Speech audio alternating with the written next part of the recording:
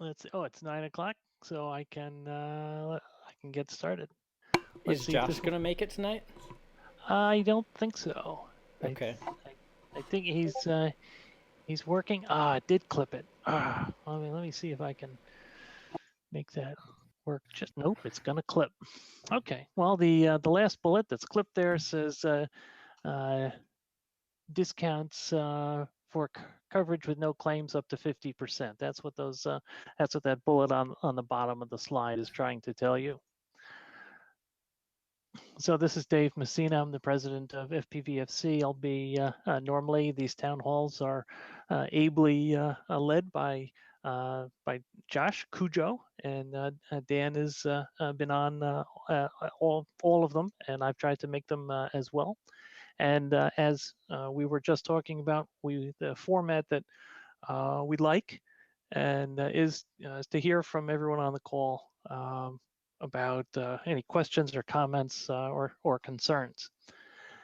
And I'll try to take a breath as I go through some of this. And it's the topics tonight are the FPVFC relationship with Skywatch. It's a joint marketing relationship. And then, as I mentioned, I want to talk about some of the highlights of the June 6th drone, the DAC, the Drone Advisory Committee, that is an FAA effort. And that was I was able to sit in on that as a spectator on June 6th. Okay, so the first and foremost, I know that there's a fair number of questions there have been about FPVFC and what is it? What's our motivation? If happy to answer those questions, but we've also got what I hope is pretty good write up both on the mission of FPVFC on the website as well as we've recently posted a little bit of a description on the structure of the organization. And so, just to make the point that we are a nonprofit, our objective and mission is to advocate for recreational FPV users in the United States and to advocate the FAA. In addition, in doing that and fulfilling the requirements of being a nonprofit, we're providing education and program benefits to FPVFC members. So the structure of the arrangement with Skywatch is that FPVFC endorses Skywatch, Skywatch endorses FPVFC, and it's just that simple. Now, how did we wanted to be able to recommend insurance, and this is recreational, but Skywatch also offers commercial insurance. But what we'll be talking about here is recreational UAS or drone insurance. Josh and I did quite a bit of research, and we learned that there are not many companies offering recreational insurance. I also learned about an organization called ISO or ISO, not like ISO 9000, but this stands for Insurance Service Office. And this is an underwriter think tank, if you will, that provides underwriting capabilities for most of the insurance companies, with the exception of the very largest insurance companies. This is significant because one of the things that this ISO has been recommending since 2015 is the exclusion of drones or small model aircraft in homeowners insurance. And so if you're looking for liability insurance for flying a drone and you say, oh, I'm covered by my homeowners, we would suggest that you check your homeowners, because unless it's by the largest or if they are taking the advice of the ISO, chances are that's recently been struck from a homeowner's policies. Say, Dave, could Um, I jump in for a second? oh, please, Could Dan. could Thank you. you maybe backtrack a little bit and explain why we started looking into insurance? Yeah, like mention how a lot of the people who are looking into the FPV Freedom Coalition, what they're looking for, and a lot of people mentioned they're looking for insurance, and then we discovered some misunderstandings about the AMA and what their insurance provides, and Yeah, One of great. the main As reasons for joining the AMA was for insurance, things like that. as always, thank you, Dan. I've jumped in and described how the watch works, and I should be offering what time is it. So thank you, and please don't hesitate to jump in. Um, so we felt that one of the real benefits of the Aero Modeler Academy AMA is, and people say, well, I get insurance if I fly a model airplane, and that's absolutely the case.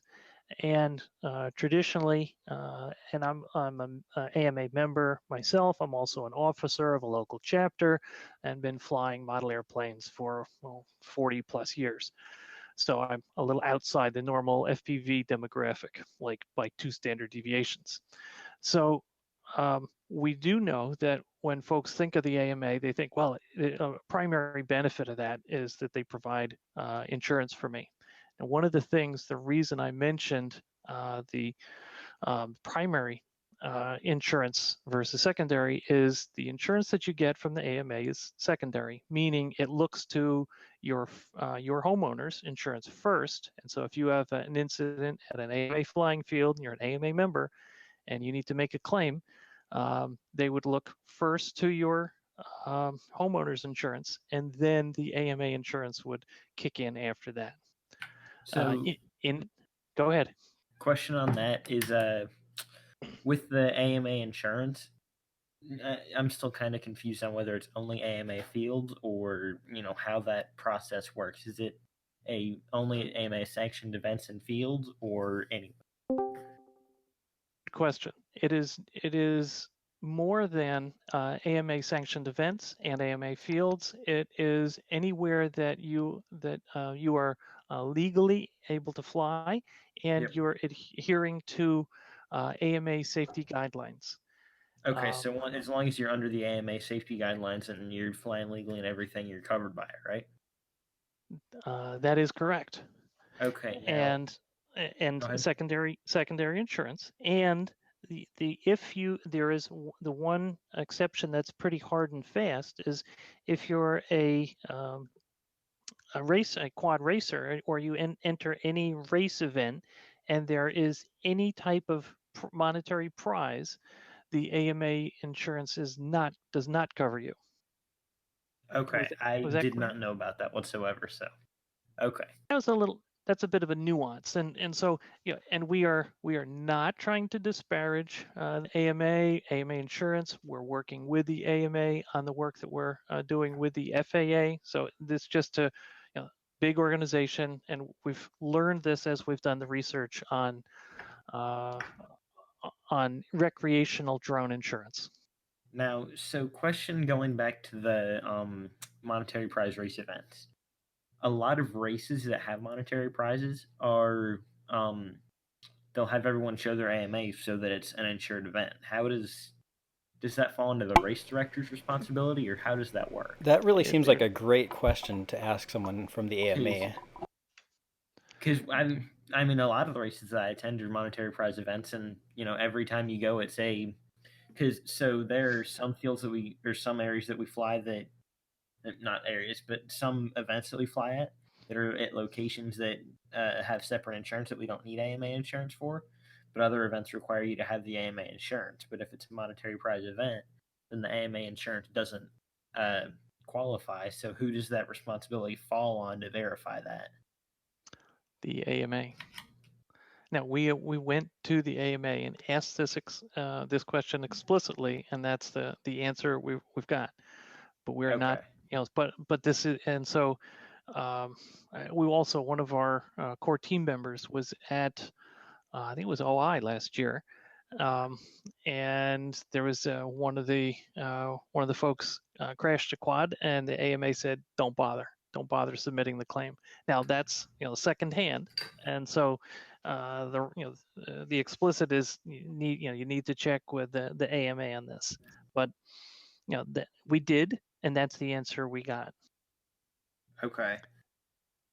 And so one of the reasons that motivated us to go after and track down a company that offers drone insurance to recreational users was this sort of thing. What we're talking about with Skywatch is primary insurance. It's liability. It is also bodily injury. It can be hull insurance, or meaning the replacement of the drone, not auxiliary equipment, but the drone itself. And it is available in 49 of our 50 states. New York, they're working toward New York registration. And as a resident of the glorious Empire State, this did not surprise me at all. New York has unique, that's pretty easy for me to say, um, insurance laws among many other laws that we have in New York. And it is the most difficult to get to a license to gain insurance in New York, and that's coming along. So other question involving the, how they go together is, can you have Skywatch as the primary and AMA as the secondary? Clipping, Dan, did that question clip for you as well? No, I got his question. He was asking if you could have Skywatch as your primary and AMA as your secondary. Yes, it's me.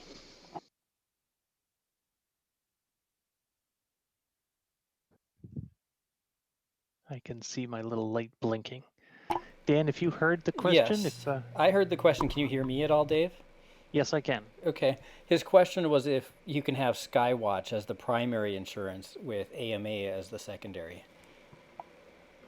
Yes, and that might be redundant, but it's absolutely the case that your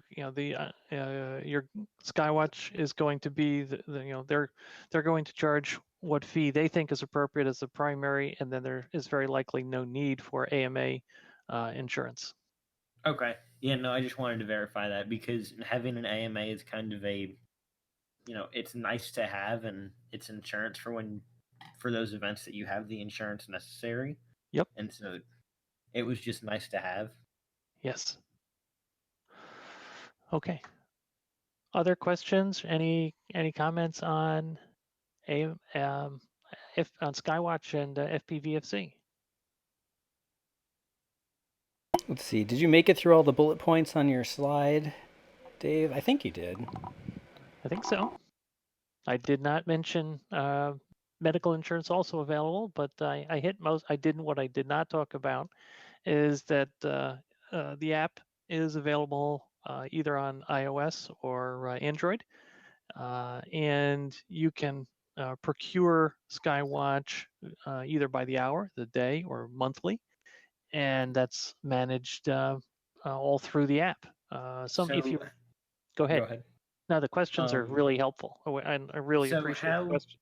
How competitive is the pricing on Skywatch compared to, say, an AMA? Even though AMA is secondary, it's still something that I'm kind of curious about. How competitive is that pricing? We think it's competitive, and as a startup and as a pretty competitive startup, if you find that it's not competitive, I'm certain they would want to hear about it. AMA does offer specific drone insurance, but it is in addition to our annual dues. A primary competitor of Skywatch is Verifly, Verifly, and we do feel that Skywatch is competitive. One of the reasons we selected Skywatch, we wanted to recommend a product that we felt was competitive in terms of value as well as price. Okay, so dang it, I lost my question. I'll get back to that later. Okay. I also had a question, but I forgot it, so I'll probably remember it later.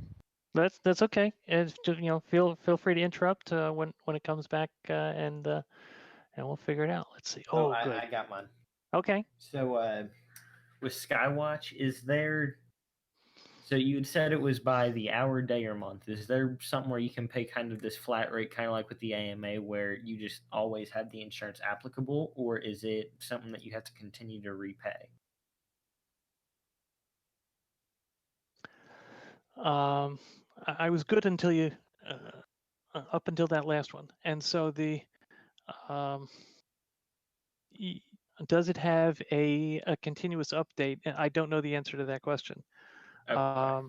I do know that that it's monthly. I also know that the discount that they offer, which goes up to 50%, is if you you keep they monitor the hours that you use it. And so if it's monthly, and if it you'll see in their policy how it quickly gets to 50% off if you have not submitted a claim. So that's another question that I had following it is, if you say have the hourly insurance, Mhm. is there, like within the app, for instance, is there something where you log when you fly, or how does it keep track of that? Or do you It- purchase it from, say, 3 to 4 on a Friday and then that's it? Or Great question. And so you turn it on, you say, I'm going to fly now, or I'm going to fly at 3 o'clock. And, it's I've not used it myself in as much as I'm in New York. But it's my understanding that you can either set it, or, you turn it on at, for the moment. And so okay. they work to be flexible in that regard. Yeah, because that was kind of the other thing is, say you're going to regional qualifier and you just kind of want to have to set it and forget it for that 2-day qualifier. Hmm. Is there an option available for that so that you can do that? But that answered it pretty well. Yeah, then you can do it daily, and yeah. That was my question. Excellent. Excellent. Oh, does Skywatch change pricing depending on the size of the vehicle? So say you have, a micro quad or whatever the heck, I don't know, compared to a 5 inch, is that relative pricing or is that a fixed pricing? It's relative pricing based on the location. And so Based on the location. if you Okay. get, if you're in a higher risk location, the price will change. And what Uh, does it define as those risks? Is that, more people, more houses, what? I think it's population density, in as much as the company started as an analytics firm in 2016. I have a hunch that they're not going to provide a lot of background on that, since that's their secret sauce in order to provide competitive rates. Okay. Yeah, that's Yep. what I was curious about, is Yep. how it came up with a metric to base that off of. They started researching drone crashes around the world. They thought that would be useful for their government, and it dawned on them that they were doing actuarial work for an insurance company. So they started an insurance company. Okay. Pretty innovative bunch. And then how is the communication for them? Are they a US based company that has a lot of communication with the customer, or is it a, and They I are know not. that's kind of They have they only sell Skywatch insurance in the United States. They are an Israeli headquartered company. okay. Their support is superb from everything I've experienced in working with Okay. them. I've Yeah, also no, had I've I know also had that's the kind of a hard pleasure. question to ask. So, No, I've also had the pleasure of working with a bunch of Israeli startups, and these folks are right among that same type of company. Very bright, on top of things. For example, I signed into Skywatch to see what I could learn, but I'm in New York, so I couldn't get very far. Well, I got an email. It says, "Hey, we see that you signed in. Is there something we can help you with?" And so, that's good. And it was a personal email as opposed to a form letter. mhm. So they're uh, you know they want to, they're interested in making business, which is great. I mean, that's good for us. And as they recognize the number of drones is increasing, and as I say, there are, if you think of an insurance company, and that insurance company probably offers commercial drone insurance. So if you have your 107, great, you can go get insurance. And so what we're talking about here is recreational non-107 insurance, For predominantly hobby pilots. yep, for hobbyists. Exactly right. Which you And found that there were very few places that were willing to Very, talk to you about that, right? yes, yes, yeah. I got a fair number of thank you, no, and then and a couple of no, and so there really were very few. And this, we hope this is of some value to folks as FPVFC members, that we did this research and came across this company. They want to work with us. And so, along with that, does, like with the AMA, to get their insurance, you have to fly under their guidelines and everything. Does Skywatch have something similar to that? Is it a fly under these constrictions and then you get the insurance, or is it under the FAA rules, It's or the how FA, does that work? it's the FAA safety guidelines is what they look to right now. Yep. Okay. Good question. And it really seems like this is the sort of future direction everything is going for drone insurance, where you sign in by the hour and fly and get insurance that way. At least in the commercial aspect, doesn't it, Dave? Absolutely. Yeah, and that is the way. Everything we could see is that there are any number of companies had an app. The other thing that made us anxious is that we saw a number of companies that provided insurance for commercial only. The assumption was you must be using a DJI device, so we expect you to log in electronically into our app. And we're like, oh, that won't work. And Skywatch, does they understand that no, if you're recreational, you fly all sorts of devices, and it may or may not have the ability to it may or may not have a GPS, and it may or may not be able to talk to a LAN, a Wi-Fi, etc. So speaking of which, I'm looking at the Skywatch website, and it looks like it has some sort of DJI integration, something or other. Is that correct, or am I just? It does, and if we don't have it, it doesn't matter. Yeah, just wondering. Good question. I appreciate the questions. Any others on this topic? I assume with the DJI integration, it makes it simpler for you to define a time. Like it would maybe start the moment you take off and stop when you land, and things like that automatically for you that you might have to fill out by hand otherwise. So you don't forget to turn it off also? Don't know, but it's a good point. It's also it asks you up front, what do you want to pay for? So if you said the month, then then it's going to run. But if you said 1 hour and you take off, it'll it'll time out. It's my understanding. I feel like it's something that I would accidentally put in a year instead of an hour. Okay. Yeah, that's we hope not. And I laugh because I hear some humor in your voice as well. I mean, I know it's serious, but that's something that would have to take seriously. And this is a company that if you put a date, if you put 24 hours, the next 24 hours solid, as opposed to all day, I have a hunch that you might hear from them because they're pretty up on this. Yeah. Other questions on this topic? Okay. Next topic. I'm hoping most of you can see the slide that I just pasted in. Yep, I can see the slide there just fine. So it'd be great if, again, you started way at the beginning and to tell us what is the DAC and everything you know about it, and then jump into what you learned. Thank you, Dan. I appreciate it. The FAA started in 2016 to have a drone advisory committee. This is a committee that is comprised of industry, government, educational institutions, operators, emergency responders, law enforcement, etc. So a pretty wide breadth. There are currently 32 seats on the Drone Advisory Committee.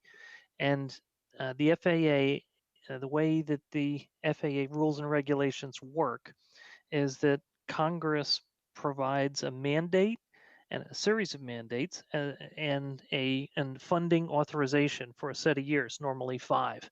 And so last October was, you'll hear a lot of references to the 2018 FAA reauthorization. So in that, they talked about community-based organizations and the way the Congress was emphatic on getting industry and public feedback as regulations were rolled out. And so as they were rolled out in the UAS or drone environment, the Drone Advisory Committee is quite important. to those of us interested in who are operators and in the hobbyist or recreational space, there is one out of the 32 members that is, I would consider, representing recreational UAS, and that's Rich Hansen, president of AMA. And so, in as much as I would assert that the AMA is focused or has a big interest in fixed wing model aircraft as opposed to multi-rotors or drones, we felt it really important to form the FPVFC and tried to advocate the FAA. So I was at this meeting, but only as a spectator. So I was not allowed to speak. Was not allowed to ask a question other than buttonholing individuals at coffee breaks. Dan, does that give a good background on what the DAC is?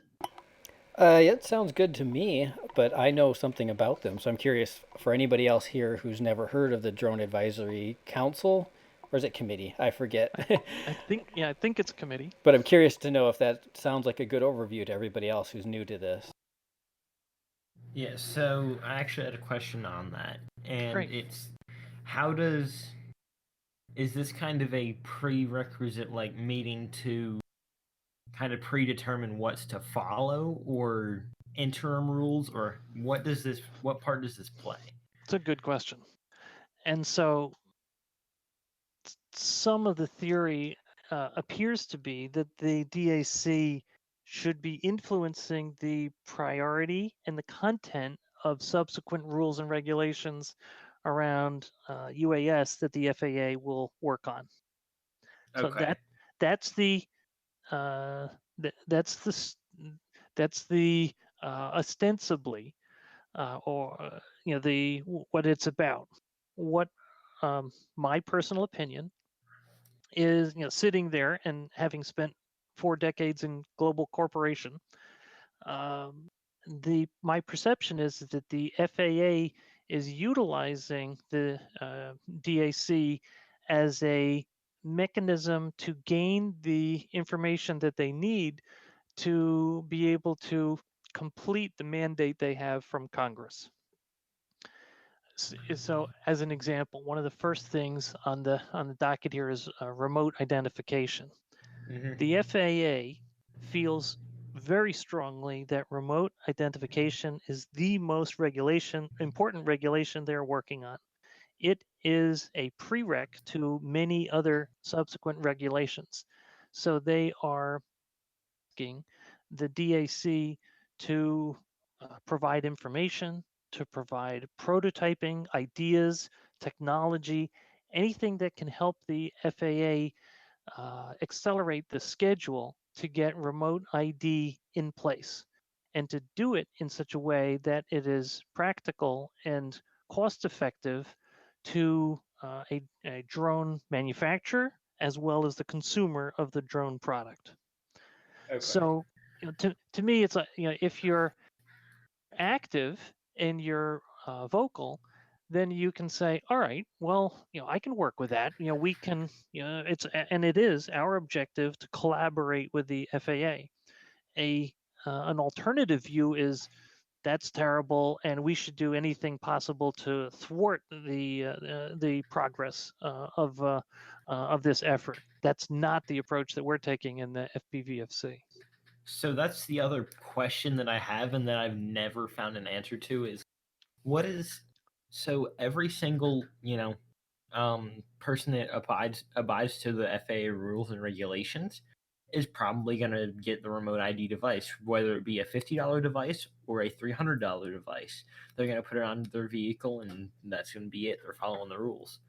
But isn't the point of the remote ID to, be able to identify a UAS that, if it has harmful intentions, be able to know where it is and know where it's going and kind of predict its movements? But what is stopping someone from just not putting a remote ID device on? It just doesn't make sense to me, and I don't know if I'm missing something here. But I don't think you're missing something.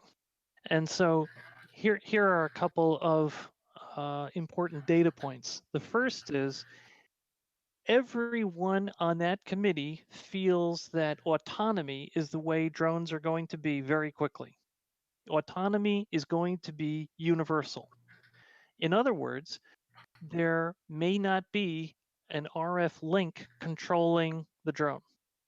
They Yep. feel that the feeling is that the only way that commercial drone and the commercial drone industry can scale is if drones are autonomous. And that they have a way, or at least from what I'm interpreting, is so that they have a way to know where each other are, kind of, I guess.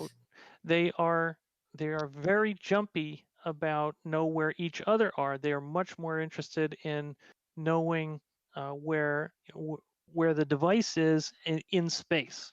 So then it's a matter of, okay, how do we the FAA is keenly interested in how do you make the aircraft tamper proof, because they brought up during this meeting they're very worried about spoofing. And good for them, because we all are required now to get our FAA registration numbers for our recreational drones and put it on the and visibly on our aircraft. Well, if I'm a bad actor, it's pretty easy for me to spoof another number, and then I have obviated the whole process. Well, and so that's what I never understood about the registration thing is, yes, I registered my aircraft, but if a little phantom plops down on the White House lawn and it doesn't have a registration number on it, well, what good did it do then? Or if you All put we your know is that friend's it belongs to registration number someone. on it. Right. Yeah, or something you pull off of Google. That was exactly one of my thoughts. Just what you said. If it doesn't have it on there and it does something bad, then how's it making a difference? All it does is puts a bad face on the entire, drone community or whatever, and because the thought there it goes. The thought behind what you just said is, if I plan to go do something that I'm not supposed to do, well, then I'm just going to spoof or remove said objects, right? Yeah, and the other problem is that if this was a world or if the skies were just populated with manned aircraft and DJI products that were honestly to the average person, you wouldn't go taking it apart. And then there could be something there with the whole remote ID thing, but the problem with that being is that there are some 40,000 people out there in the FPV community that build their own quads, and it's not hard to pick up the knowledge. So I'd also like to just... What's keeping someone from just not putting a remote ID device on in the first I'd like place? to quickly point out that, yes, while the FPVFC is trying to work with the FAA, doesn't necessarily mean we agree with their current direction, their current requirements. I completely agree with that and see what you're saying there. Definitely a lot of us feel like remote ID, at least the way it's been proposed so far, is too much of a requirement. It stops people from getting in the air, and it's... I forget what I've called it before, but yeah, it's too big of a hoop to jump through for a lot of us. And so we're trying to find ways with the FAA to limit that. That's another barrier of entry to anyone that wants to get in the air, is that, now you not only have to learn how to build something, but also in a entire Bible of regulations behind it. And then you're just, with as many gray areas as there are in the FAA's regulations, you have no idea what to believe. Right, and it would be great if they just blanket said, oh, this doesn't apply to hobbyists, or this doesn't apply to anyone flying something 250 grams or less, or something like that. That's something that I've always been confused about. What doesn't apply to 250 grams? I've been told that everything does. Things do, and the only thing that's different is getting a registration number and putting it on your craft. You don't have to do under 250. That's the only place they mention that limit.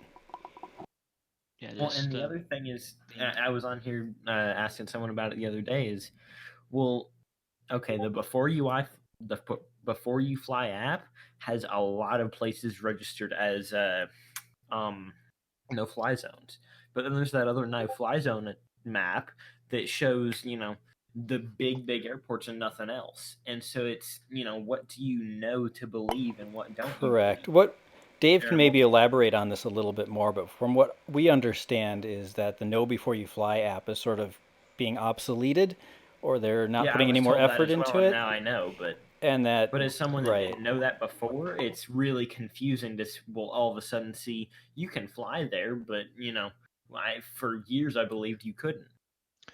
Agreed. And so I live in upstate New York, and prior to May 16 of this year, the theory is that anytime I wanted to fly in my yard, I was supposed to call a private helicopter pad that I'm inside of a 5-mile radius from. I'm in the same boat as that. And chat with them. So that's uncontrolled airspace. Now, post May 16, 2019, I am between the capital of New York, Albany, and Manhattan, and I am 50 some odd miles away from the closest controlled airspace. So I no longer have to contact anyone to fly. That's what I discovered on here a week ago. Is now I can fly in my yard. Yes, that's correct. And I was and completely lost as to why that was, and it's because of the regulations that were issued on May 16. And we encourage you there. We have a listing up on, or if we don't, we will very shortly. I know we have it there now. We're going to re-swizzle it over the next couple days in terms of what do you need to bring to the field, what do you need to adhere to. And so on May 16, the FAA listed out 8 statutes as they characterize them, and those are things that we need to adhere to. Now, that's the good news is for me out in the sticks, this things got a lot easier. For Josh, who lives in the Phoenix area, things got ugly because he's very close to controlled airspace. If you want to fly in controlled airspace, right now we're grounded, and so we're grounded until the LANTS, low altitude unmanned traffic management system, is put in place, which theoretically should come out in the summer of this year. So I was actually curious about that as well. As That's what gives you is like LANT really?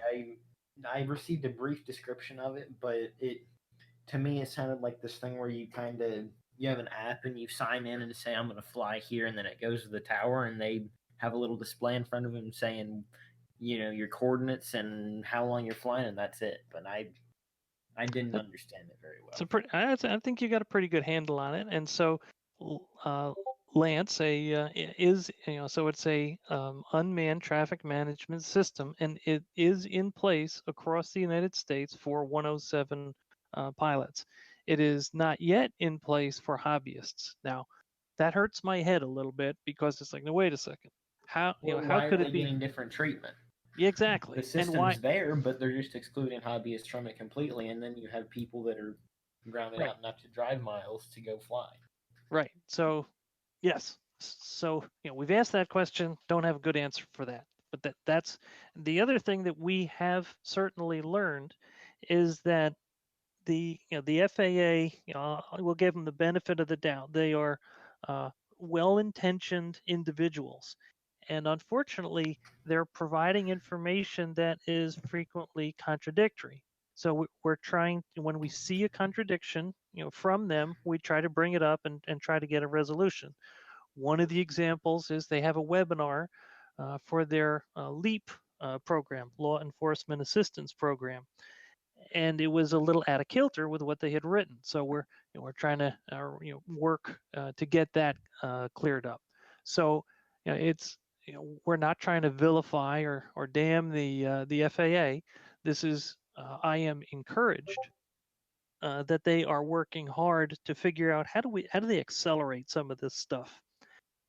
This is back to the subject on the remote ID. Before I get there, Take Dead Aim had asked me to make sure I mention, and I think I did, but I'll reiterate it, that of the 32 seats on the Drone Advisory Committee, there is one that represents recreational operators, and that's Rich Hansen, president of the AMA. And so, and oh, by the way, interesting, there were the 32 folks on the Drone Advisory Council in the room. There were another 90 spectators like me from industry, other federal agencies, education, etc. And so there also there was recently a set of open seats on the DAC. We as FPVFC applied for it. We came to learn that we were one of 226 applicants, and 12 were placed on. We were not, and so that's the way it goes at this point, and that's why we're trying to increase our numbers and take a bigger role as we go forward. Was the AMA one of the new members, or were they already there? They were already there. Okay, thanks. So from the looks of it, the AMA kind of has this spot staked out within the FAA's umbrella of authority where, the AMA can decide, a fair bit of stuff. Is there ever an opportunity where another organization such as the FPVFC could come into that, or is it a lockdown spot at this point? I don't think so. Again, this is my humble opinion. I don't think it's a lockdown, and I point to some of the ways that the AMA has worked. And so the process, as I mentioned earlier, is that the Congress creates the authorization, so that's funding plus mandates. They turn that over to the FAA, and then we are supposed to work with the agency, the rulemaking agency. The AMA has chosen to do a bit of an end run and has lobbied Congress to pressure the FAA. And so the prior aircraft model waiver, Section 336, was the result of that lobbying Congress. So that was 2016. That could be viewed as a huge win for hobbyists with the AMA. As you may know, Section 336 was repealed in October of 2018. So it's now been replaced with Section 349. So I point to an organization, the Experimental Aircraft Association. They have taken a very collaborative approach with the FAA. And one of the things that we hear about all the time is folks say, well, darn it, why should we have to, register and do all these regulations with drones when I look outside and there's a guy with an ultralight and, he doesn't have to do, almost anything to get in the air. That ultralight has gained waivers and agreements from the FAA through the Experimental Aircraft Association. So if you've ever heard of Oshkosh, the big EAA event, that's tight collaboration between the FAA and the EAA. So and the thing with ultralights is that instead of this little 700-gram ball of carbon fiber electronics, it's a 200-some pound guy with another 80 pounds of equipment strapped on, with a giant wing that has a paramotor or whatever. And yes, how is that different? There's nothing involved in that really. You can build one and go fly it, and there's no register license to do it. Granted, it's good to get trained for it, but there's no license to do it or anything. That's my point. And so to the question that started my little diatribe there was, is there a lockdown from the AMA? I would suggest no, which is another reason why we think FPVFC is viable, because if we approach the FAA with knowledge, respect, and keep volunteering to help write rules, write regulations, provide feedback, do testing, that's collaborative, and that's what we want to do to try to shape the regulations going forward. Now, as Dan said, that does not mean that we're a rubber stamp and we think all FAA regulations are awesome. Okay. Well, and that's the biggest part is no matter where you go, the skies are moving to commercial use in terms of UAVs, and now it's up to the hobbyists to work around it and hopefully get regulations that work out for everyone. Yeah, and our numbers are beneficial. So the FAA recognizes 1.3 million recreational drones in the United States as of the end of 2018, and 280,000 commercial. So we do have numbers at this point. And the funny part about that is that, go ahead. I was gonna say I'm catching up on some things, but like you said, the committee, more or less we're very sparsely represented there. the number of seats on that committee that's a set in stone thing, right? I don't know if it's set in stone. I mean, it's if you just search on, we can post it, but it's FAA. If you just search on FAA space DAC, you'll see the FAA or the DAC members, and so it's getting pretty large. They're So listed at the top of the Okay. document I posted in the general chat. excellent. Thank you, Dan. I saw you posted that. I'll check that out. I guess, and what I was getting to is that, if it's not, if it's not set in stone, or even if it is set in stone, some way that we could that we need to advocate to have more right there in that one spot. Yes. So so if it's if they have another invitation, we will apply again. And yeah, and I caught that you said that you tried though too. I did catch sure. that. And but to me, what I just like working in a big multinational bureaucracy, you don't give up. You just keep hitting it. And so we are also working to volunteer for the first two. They're called taskings. Never heard of that one before, but it's a task force or a project that is supposed to time out in about 90 days, when the next DAC meeting is. One is on remote ID, and the other one is on security. So we are trying to reach the leads for those task groups and volunteer our services. Oh, it's in So, Arlington, Virginia. That's where they do this at. It's not the same place all the time. So Okay. this one was in Arlington. I was say that's not far. Yeah. It only took me 6 hours to drive there, so and a couple hour metro ride. But it was and I should mention that, and so that the expenses for me to get down there came out of my pocket. So this is FPVFC trying to help the FPV community. So this is I wasn't paid for it. I wasn't making money on the venture. This is not I wasn't being funded by a company or anyone. This was in my role as the president of FPVFC, a nonprofit. Right. Okay. So what else did you learn at that meeting, Dave? Thank you, Dan. So let's see. On remote ID, I think we've hit this one pretty. So what's important here on the remote ID is there is a group, as I mentioned, being formed. We're working to see if we can participate from that. And this is described in the documents that Dan had the link to in detail if you're interested. But the essence of it is they're looking for the community to prototype technology in RID that could be tested and rolled out more quickly than the rules that they anticipate for remote ID, which could be as long as 24 months away. So they're trying to pull that schedule in, and they want to do it in a collaborative manner. So that, to me, that's we may not be in love with remote ID, but their approach is pretty good. Okay, other things about let me do a copy and paste here. Quick question in between. So, what is the future of, I guess, enforcement for aerial vehicles? Because there's a lot of this, I guess, impression of, well, who's going to stop you and yada yada yada.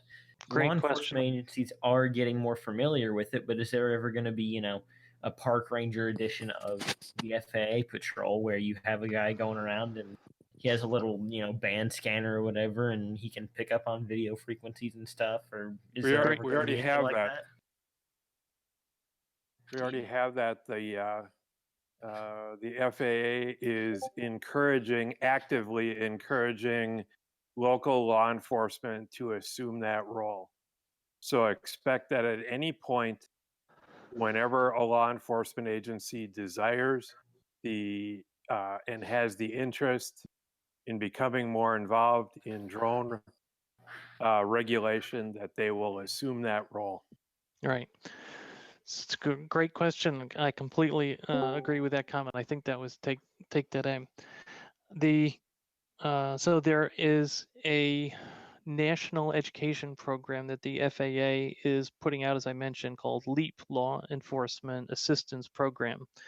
The other thing that changed in the 2018 FAA Reauthorization Act was prior to that, only the FAA or an FAA designee could challenge any of us for our registration card. Walk up to us and say, please prove to me that you have registered that drone. After the October 2018 FAA Reauthorization Act, any law enforcement or the FAA or an FAA designee can come up and challenge you. So one of the woman, Angela Stubblefield, who was presenting the security and safety and counter UAS presentation at the DAC, described how there was a massive enforcement effort around the past Super Bowl. FBI was involved, and to me, one of the points that one of the people who was arrested said, "Well, I'm really blown away that you're here because, you never enforced TFRs anyway." And so, So a little background on this. What went down on that old sports thing? What actually happened with it? Apparently, there were several dozen incidents, several dozen arrests. They stationed the FBI along with people monitoring the various frequencies. They put up a perimeter, an electronic perimeter that would not allow drones to fly into or above the stadium.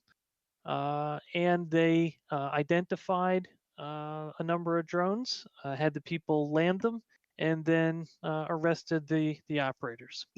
So that's another question: is how are enforcement agencies going to keep up with the rapidly changing, I guess, technologies involved in it? Like, you have Crossfire out that very few people have a 900 megahertz jammer that can bring down a 900 megahertz controlled Right. aircraft. Right. People are always going to evolve their systems to get around it. How are they going to combat that? Right. So there's it's a whole, in fact, there's a series of good videos from the AUSV symposium that was first couple days of June in Baltimore, where they talk about counter UAS. There was also I think it was late May, a document from the FAA that said, folks, in case you missed it, it's illegal for any civilian to do jamming or to do counter UAS in general. So your point is right on the money.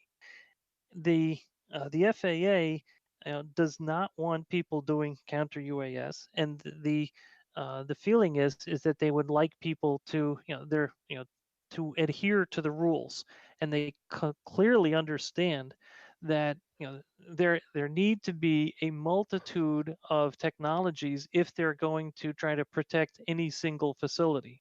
So think back again. All devices are going toward autonomy. All right. This is their view of the world. So if you don't have an RF signal, then jamming an RF signal is not very helpful. And jamming You've GPS. got to literally mechanically disable it. Really. Can I jump in here for just a second with a couple of questions?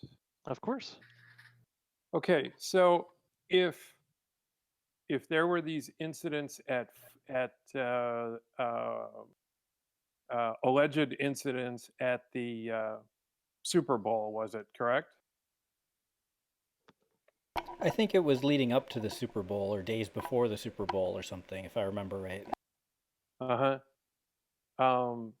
I'm wondering why that information wasn't disclosed to me as part of a Freedom of Information Act request that I placed with the FAA for exactly that information. Because there were also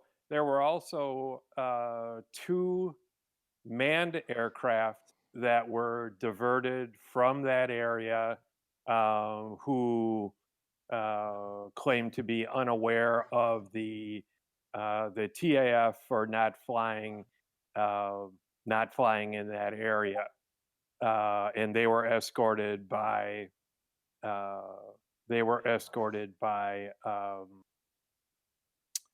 fighter jets away from the area and ultimately interviewed on the ground. Yeah, a news report isn't anything. If No. I was gonna ask, is this what you're referring to? well, I don't. That's I submitted a request for 5 years worth of incidents from the FAA, 5 years worth of all drone accidents or incidents in the past 5 years, and I got 14 responses from them. 14 in 5 years, none of which involved a Super Bowl. So I've actually got an idea behind that, and also a question that goes along with it. Is do they have the statistics on how many of these people that were obviously breaking the law flying over the Super Bowl or whatever? How many of them were, for instance, registered or had, the various systems and were following those systems? Because when it comes down to it, is the people that follow the law are going to follow it, but people that don't follow the law aren't going to follow it. So what's the information on that? I completely agree with that, but my point is, I don't know that these incidents. Why are they?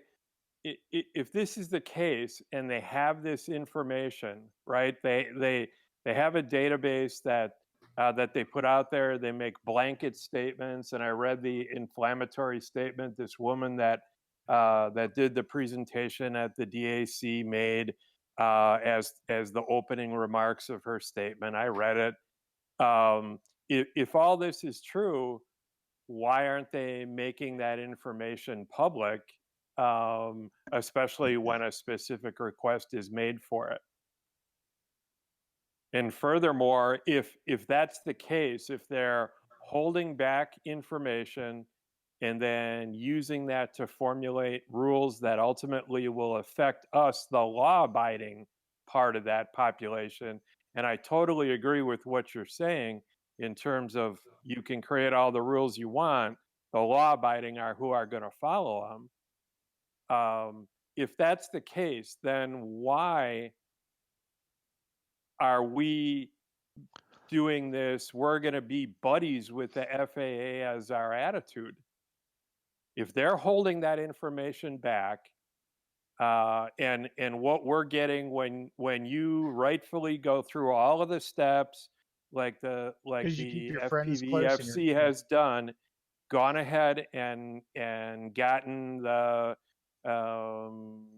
tax position or tax role, the nonprofit organization, with the full intent of becoming a helping hand to the FAA and to the community. Yet what they're telling us is, yeah, we're going to make some more rules first, and then we'll get back to you with what exactly we have for requirements for the organizations that are signing up to help, with the intent of trying to help us. So that's their attitude. So if I'm wondering what my question is, if that's their attitude, why is it that we're standing back and taking hey, let's not be mean to the FAA. Let's not say anything bad about them. I guess So one of the guys who worked for me in Austin, Texas, kept reminding me over the years that he worked for me. He said, "Dave, don't shoot the dealer." And so, in this situation, we're not in a position of authority, and so I think if folks want to lobby their representatives and their senators, with they disagree with what the FAA is doing, that's certainly viable. I think it's a prudent approach, because I honestly do. I look at the EAA as a good example of the benefit that we can reap from collaborating with the FAA if we try to work with them. Now that collaboration does, that means that we're going, if we find, inconsistencies, and we do find inconsistencies, not just in incident reports, but as I mentioned, LEAP guidance. So they're creating confusion, and part of what we want to do is try to eliminate that confusion. And Do so that, I hopefully. think, from my interpretation of that, what you're basically saying is that, while there are inconsistencies and problems within their ways, while if we can be in on the ground floor of their operations or whatever, it'll ultimately turn out better for us, right? That's my as hope. Yes. If we just tell them, if we just kind of have the attitude of FAA screw off, then they're going to give the same attitude to us, and we're going to be less happy with the rules and regulations in the end. That's not what If I'm we adapt to their suggesting at ways. all. I am not suggesting at all that we tell them to screw off. What I'm suggesting is I'm perhaps paraphrasing. need a slightly firmer stance with them and say, look, you're standing with a position saying that the sky is falling with people violating drone laws, and this massive unsafe situation has been created, yet your own records, when one of our members requested them, don't reflect that. So what's the truth? I think Well, what you're saying is we need to be a little truth? louder at calling out those inconsistencies. And one of the avenues that I want to use on this very point of, wait a second, the confirmed incidence is a fraction, a tiny fraction of the number that 0.2%. right of the number that you're saying of incidents. Now, the FAA knows that they must go out and do a big PR campaign and convince the community that drones are not the work of the devil. And what they're doing is they're creating a drone safety week in mid-November, and they have invited the AMA to participate in the recreational 2 days. It'll be 7 days of drone safety, commercial through the week, and then recreational Saturday and Sunday. It's absolutely our view to participate in whatever way we can on the recreational piece of this. And as we go forward with this, they're supposed to create a white paper and talk about drone safety. To me, it's a matter of that's a perfect learning moment to go back again to the FAA and say, if you talked about confirmed sightings and you said, folks, there are only 14 over the last 5 years, how compelling that would be, as opposed to fear mongering with, hey, they're 1,000 a month. Oh my gosh, 1,000 a month, that's awful. Oh, 14 but if in they're 5 supplying years. the information, Dave, they're the one that supplied me with the information of 14. They know exactly what they're doing when they're lying. Yes, well, yeah, and so, yeah, I'll hesitate from saying lying. I'll say, that they're, that they have spun the information at this point, because oh, come on, come on, 7,500 claims versus 15 real incidents. Yes, yeah. Okay, that's not spinning the information. How many actual incidents did you just say? 15 total, because they missed one that I had. The other number. What was the other number you just said? 7,500. Right. Okay, Yeah, I get where you're. Those are plastic bags. Okay, so there's one thing between spinning the truth, spinning the facts to make your point. And I don't care how many years you've been in industry. I worked for the federal government. I fought for the freedom of this country. I don't walk right today to ensure the freedom of this country. Right. So don't tell me that I have to that I have to ignore someone not spinning, twisting into a knot, and then using it to try to hang me. So, Dean, please don't put me in a position where anything I say would disrespect your service to the country. So, and I don't think you Well, that's your intend choice that. to make a statement to do that. Okay. Well, so coming from a military family, you certainly have my respect and appreciation. So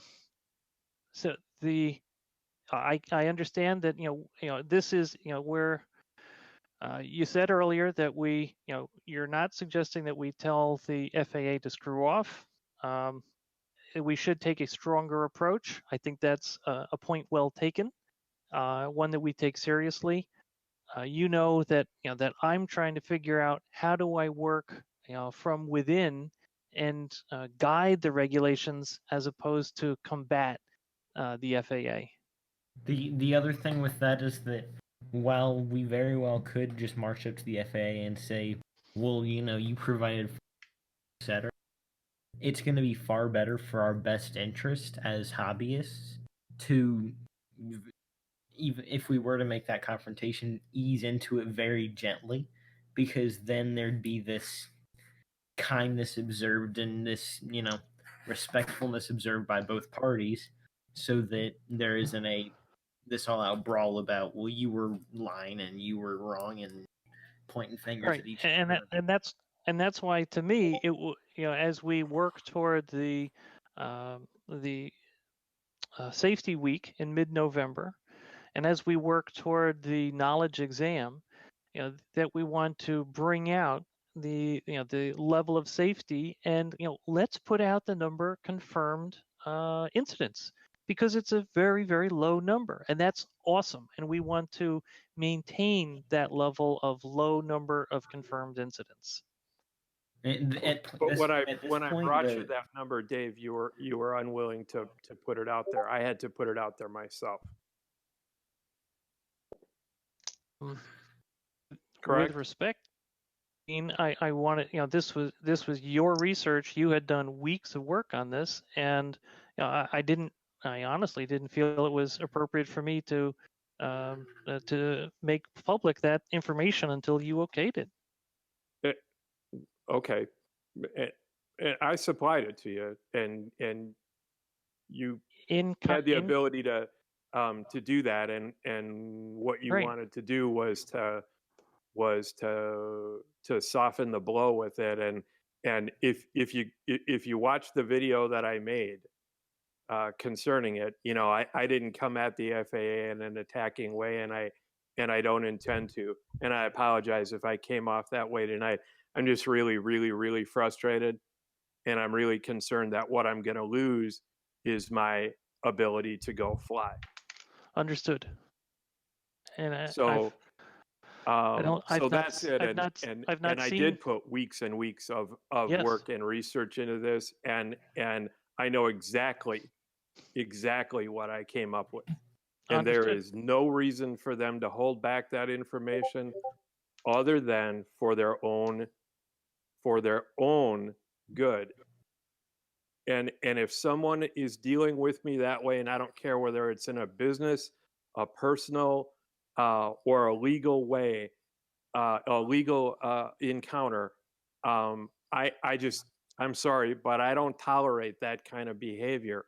That's dishonesty. It's not that's not even, I can tolerate someone manipulating the facts to their own benefit. My grandfather used to say, figures always lie and liars always figure. And I'll remember those words until I die. But there is also a line that you have to draw where, okay, this is acceptable, and then what isn't.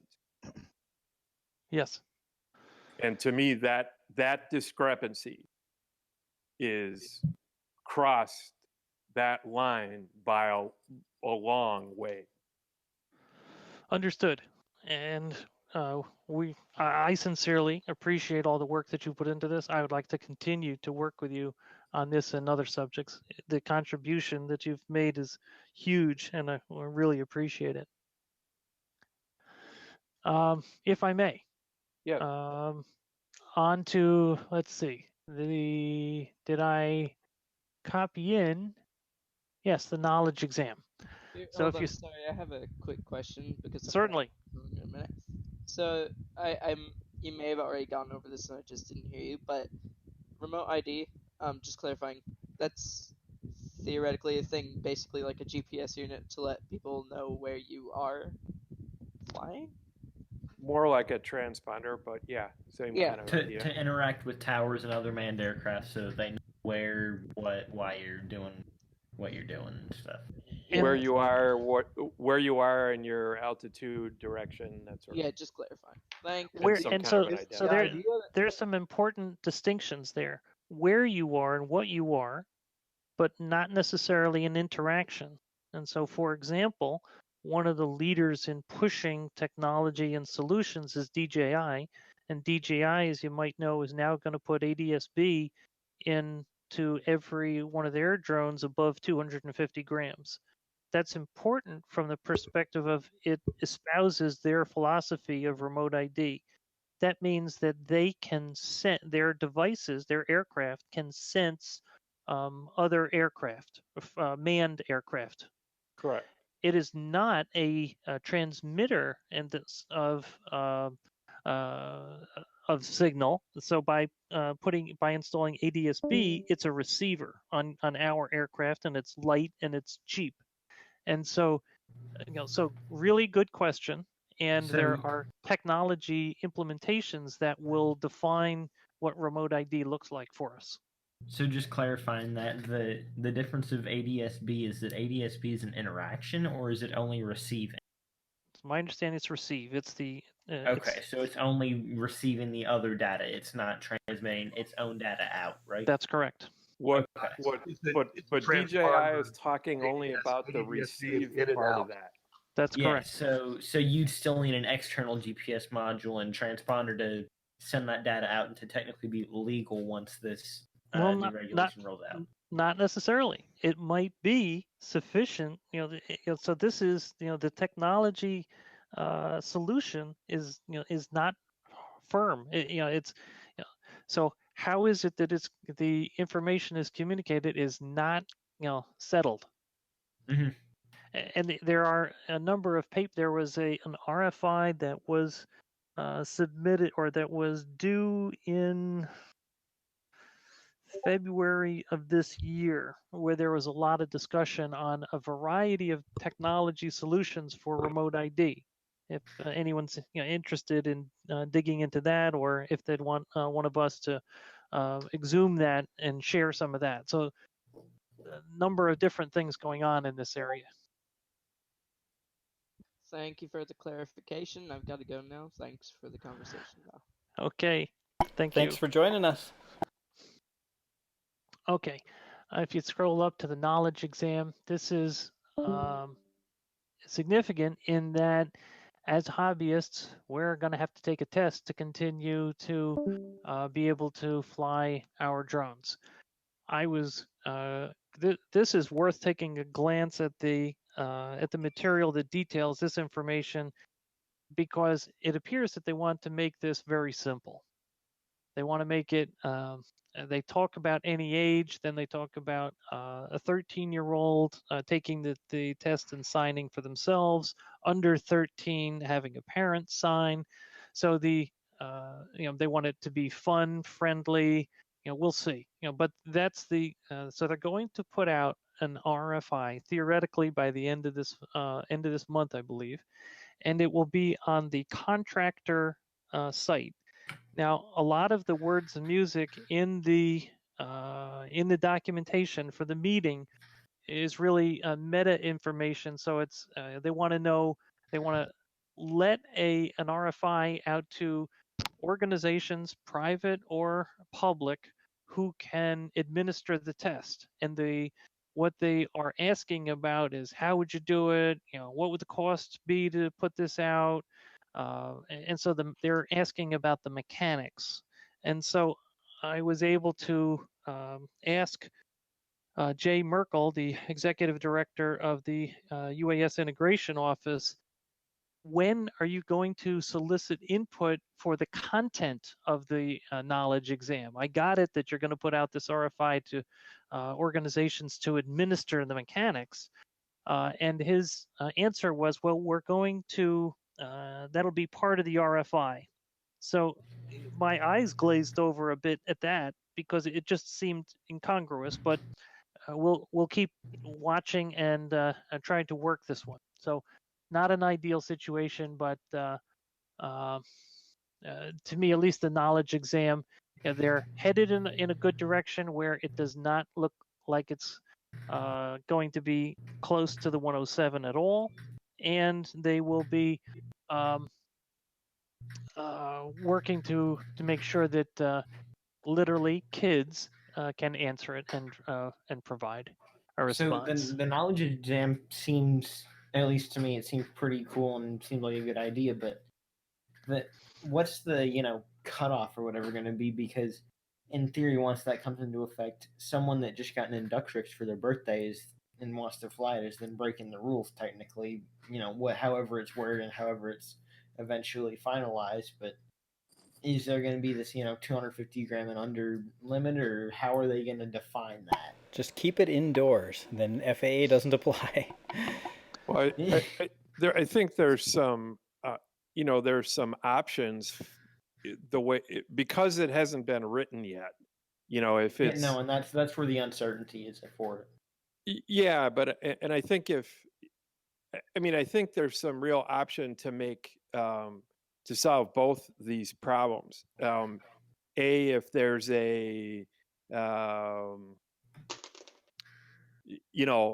training under the supervision of somebody who does have a license, is that a possibility? Is there an altitude restriction that would allow you to take your new Inductrix or Tiny Whoop out in the backyard and fly below the trees, and learn how to do all the fun stuff that we all had to do, without having possession of the license, say, while you're... Well, and that's the thing with small quads is, it's just pure fun. It's nothing but, and there's no big components and there's no blender sounds. It's just cruising around with this little tiny 20-year-old quad. I'd agree with you, especially Dean, if when the rules for the test come out, they could say, oh, this doesn't apply to drones that are under 250 grams, or this doesn't apply if you're flying in your backyard under the trees, or something. That would be great.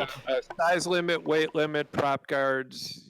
You know what I mean? To include that class of, the tiny things that you couldn't, it would be really hard. You can't say impossible, but, it would be really hard to hurt somebody with, I mean, if there was just don't be an idiot with it, but that'd be cool, But guys, unless I'm mistaken, the rules are already written. All they're talking about now is what's going to be in the test and who's going to administer it.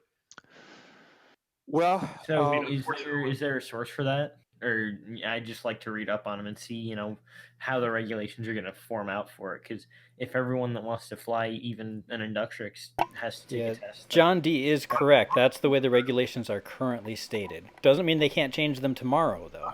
Agree completely. I guess the way I understood it is it's not been, the specifics of it haven't been decided, which means, they haven't decided, is there a low age limit to go test, all of that. So if they haven't written that stuff yet, maybe there's room to get that. Maybe there's room to get some rules modified. And I completely agree with you. It's entirely possible. Educating people on it, just if there's a way to make it more accessible to people that don't want to get involved in the bigger quads, then that'd be nice. Guys, anything's possible, right? But right now, the FAA all but came out and said there are 8 rules that we're going to have to follow to fly, and they published the rules 2 weeks ago. Right. And there's a number of bits and pieces in there about how you administer the test, and the legalities of testing people under 13 and the illegalities of a 13 to 16-year-old gap. But right now, I think we'd be fooling ourselves to think that there's going to be some change that says, yes, if you have an Inductrix in your backyard, you're going to be exempt from anything that they've written so far. Agreed. No At arguments. this point, I would agree. I And I hopefully think the it would be community a at real large step can in make the wrong direction to not have a position that says we'd like that to be different. Yeah, I think the FPVFC should make a statement, but also the community at large should, if this comes out, like make a lot of noise saying, "Hey, this makes no sense. Why, if something that's that small, would you need to do this?" Well, why something that weighs less than a bug in your backyard needs to be regulated so strictly? Right. Yeah, And that's why when the DAC said, well, we can anyone can forward requirements to the DAC at any time, and so we did, and one of them was with like a waiver for under 250 grams of all of these regulations, and two, separate from that, we would like a shielded operations regulation for all recreational drones, plus a 100-foot hemisphere above shielded operations. And so both of these have precedent around the world, in Canada, Europe, Asia, and we're those absolutely we feel that that's a good position to take, and those and yet I completely agree with what John D was saying, that the 8 statutes are there, and that's what the exam will be written to. And I have no problem at all with people, getting educated on things and knowing more. It's a lot of hassle for someone that's just getting into it, and it, And Yes. it it's makes just it one really more unappealing. example of how the people making these regulations are not thinking of us. They're thinking of the typical DJI commercial drone. Or someone that because wants to go that's out and take pictures of their dog with a quad. well, but if you look at, I'll come back to it again. If you look at the makeup of the committee, people like us, we don't have any say. We don't have any representation here, and the people who are there, that's who's there. Well, The and business we're under their of big forced hand at any autonomous given time. flying machines, and data recording and a whole bunch of other people with with other interests, those are the ones that are on that committee. So what would you expect out of that committee other than things in that direction? Well, and so it was a few weeks ago or months ago actually that I heard it, but it was a really good analogy of how, with the introduction of more and more commercial vehicles, it's going to be this, highway and back road or environment with UAVs, where you're going to have these highly regulated areas that are the highways, and then you're going to have gravel back roads where people can fly their little quads. Well, I'm hoping that we continue that latter piece. Okay, another slide here, and I'm very aware of the time.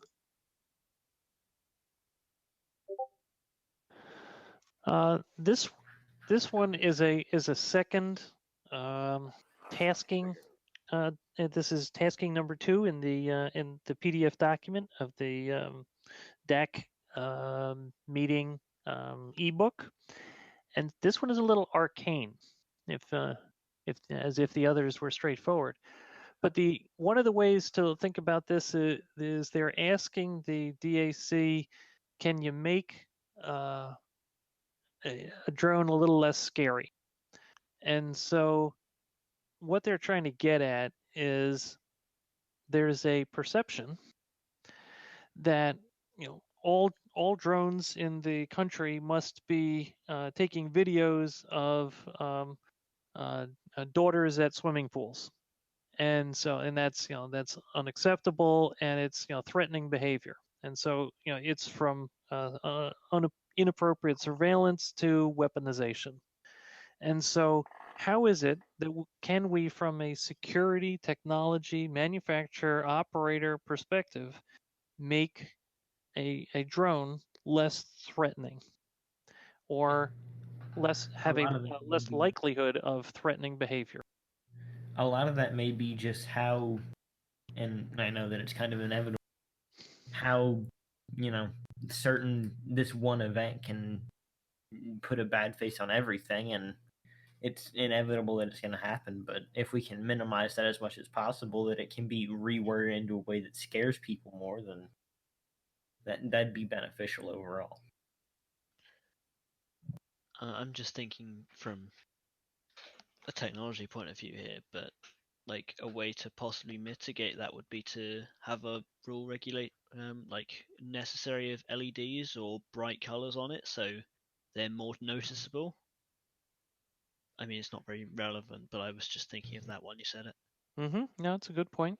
And this is another one where they're keenly interested in tamper-proof and eliminating spoofing, and so they are thinking about how do we improve the overall security posture as we proliferate commercial drones. So, Say, Dave, this seems like something we should post up on our Facebook page to get more feedback in written form from people.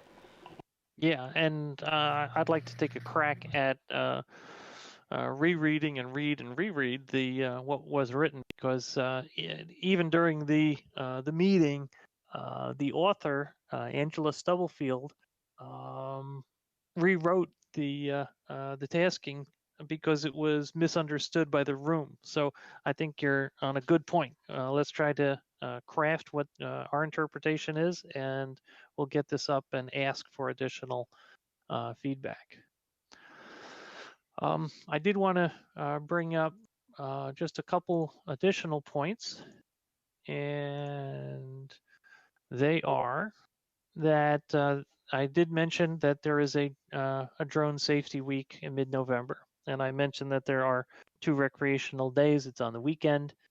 The dates have not been locked down, but they are sensitive to don't do this during Thanksgiving week. Is that posted by the FAA? It will be posted by the FAA. They promised white papers, documentation, and as from the podium, Jay Merkel asked the FAA to participate in this. I'm sorry, the AMA to participate in this. Rich Hansen did not commit the AMA. So I've got to do a little more reading on it. Is it an awareness type thing, or is it a there are going to be certain rules in effect that you are going to take place during that week? It is an awareness event, and what they're hoping is that this is a public / private collaboration, so that they can encourage clubs, organizations, agencies, educational institutions, anyone they can convince to participate, to help in an information campaign about drone safety. And 2 of the members sitting in and members of the DAC are DJI, and they quote said, "Anything we can do to help, we'll do." And the same phrase was said by the Wing executive who was sitting there. Wing, of course, is a Google company that's big into drones. Wing is Alphabet, be careful, they get pissed off, and they're probably listening. I'm just to confirm, Wing is the commercial idea of it, or how is that factoring? I haven't heard about them yet, so it's a commercial end of the business. Okay, so they've got the commercial use in mind of it. Yeah. Oh yeah. Okay. Absolutely.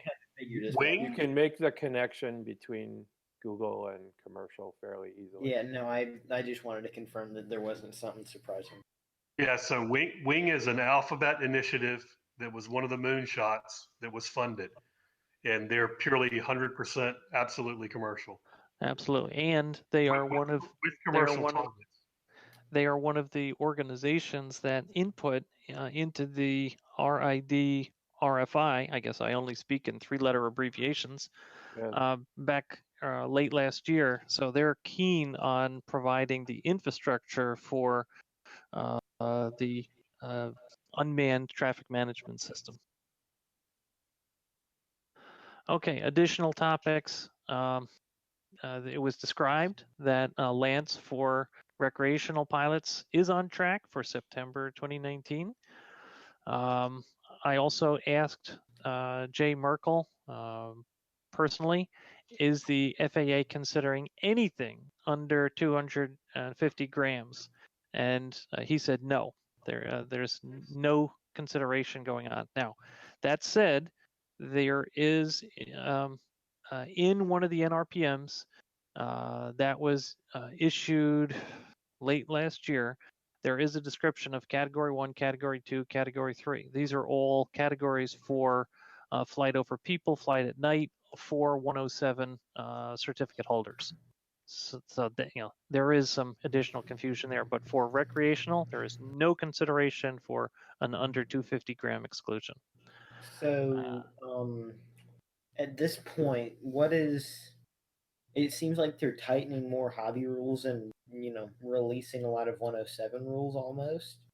What is, I guess, the limiting factor in a lot of people just getting a 107? And I've seen it happen a lot where people get a 107 and just fly hobby use under a 107 so that they don't have to follow those hobby rules. Is that Guys, if you sit down and you look at where 107 is and where we are, the restrictions are actually more lined up than they've ever been. Used to, hobbyists got away with a whole bunch of stuff that 107 didn't. Right now, other than LANIC, we're pretty much aligned. There's not a whole lot that you can do with a 107 today other than ask for waivers and get LANIC approval that as a hobbyist you can't go out and still do. Right, and that assumes roll the clock forward to when Lance is available for recreational pilots, and so for the interim until that's the case, if you live in an area with a lot of controlled airspace, you might say, it'd be easier for me to just get my 107, then I can use my Lance with 107 and fly as a hobbyist. Yeah, I think I would be real careful there, David, because the minute you do that, I think you fall outside of the hobbyist rules. I think you, by using LANIC as a 107 to make a request, your flight falls under 107. Now, that may not be in any way, shape, or form a bad thing, but I understand what you're saying. I understand completely. What the FAA has said, and it was there was another unrelated webinar today that concerned more like government agencies, like a fire department or whatever, wanting to start a drone program. But the statement holds true, and the guy who was the FAA rep who made the statement specified this, and he said once a flight is started, however it started is how it has to finish. Mm-hmm. So clearly you can't change mid-flight. Oh, yeah, you can't take off as a 107 and then become a hobbyist or vice versa. So what's interesting with the whole fire departments getting access to UAVs is if you've had interactions with them or whatever, you'll see that a lot of them don't know a lot of the actual technical stuff about it. It's just they have a controller and they can zip around and do stuff with it. Well, they have no pilot requirement for that was a point that was brought up today was they're not required to have a 107 certificate, and they're not classified as hobbyists. They have their own little classification, so there really isn't anything for them. Well, and what's even weirder is that what happens when a prop flies off the Inspire 2 mid-flight and this 10-pound brick comes barreling to the ground from 200 feet in the air. And that's been on the federal agency. Yeah, from a liability standpoint, I wouldn't want to be sitting on their policy at that moment, right? Yeah, exactly. And it's also the pilot individually, but the larger whatever organization it was is now at fault, and they've got this giant storm that's about to come down on them of whose responsibility is it? And then they're going to have to make new regulations for it. And that was their all bold caps underlined slide was decide this before you decide you want to a program in your agency, because there's a lot more than just having another shiny piece of equipment to take out and fly. And it is a cool community aspect of it when you see a firefighter flying an Inspire, but it's kind of scary when they don't know the technical stuff about it. What happens when they don't put a battery in all the way or forget to put a prop on latch it and it flies off? Well, Yeah, there's all those possibilities. The silver lining here is, okay, so we should approach, if a municipality already has a couple of drones, like the town I live in, I should approach the police force and offer them to get a little better trained and learn a little bit about it. And if nothing else, I've created a relationship which maybe if someone calls the police and says there's this fellow flying a drone, they say, oh yeah, we know who that is. So it may they know that change. It's responsible. Yeah, it couldn't hurt. I posed that exact question, Dave, and that went on the list of ones they didn't have time to answer. Surprise, surprise! I forgot what my tally is, but somewhere in my notebook of having attended the majority of these things, I know that it's up in the excess of 20 unanswered questions. Yeah, your batting average is not so good. No, I'm not. I'm probably not one of their. It's probably, oh my God, it's that guy again. But someday somebody is going to get tasked with the job of, will you just sit down and answer this guy's question? Yep. I may not be alive anymore, but I will forever maintain that particular email address and have someone take over and got to make it a time cap. There you go. Yeah. So that FAAs of the future in 400 years can finally answer them. Yeah. Well, let's hope it's not quite that far, because I don't know that I have anybody who's going to live that long that I know of yet. But but I'll pass it on to somebody. Yeah, that's why we definitely have to be persistent. I'm getting the same response, and it's I'm sure. we're just going to just keep at it, and that's and hopefully grow our numbers and be persistent. Okay, well, we've been going at this for about an hour and a half now. Any other questions? This has been, and I thank you all for very active discussion. I really appreciate it. Dan, thank you for bringing me back to try to make this a little more sense on the presentation. I sincerely appreciate that. No problem. Anything else? Any other questions from any of the topics that we've raised this evening? Nope. Okay. Nope. I would just say thanks for the effort of making it to Virginia. Yes, you bet. It was well worth it, and it was a real eye opener. And I could not have garnered the information I got by just reading a PDF. Being there was all the difference. I'll bet. And the next one is, we're not sure where the next one's going to be. They have been doing a left coast, right coast. So if the October-ish DAC meeting is in the California area, wouldn't not surprise me at all. So that one may be tough for me, but we do have a couple of folks closer to the West Coast. Josh being in Phoenix. All right. Anything else? All right. Thank you again for the discussion. And Dean, once again, thank you for all the work to get us some really good data on the confirmed incidents and sightings. Got more coming. Excellent. Thanks, everyone. Excellent. Thank you. Have a good evening, gents. Bye.